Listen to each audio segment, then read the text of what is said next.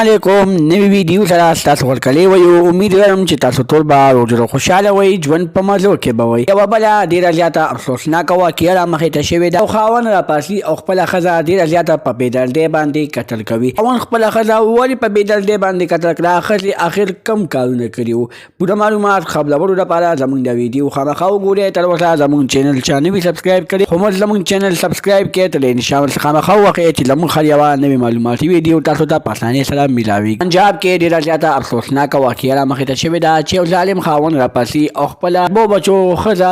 په بېدردۍ باندې قتل کوي په څه وجه یې قتل کوي اخر دغه دوو بچو ښځې څه ګناه کړې وه چې خاوند له یې دومره غوسه وروسته چې خاوند د ښځې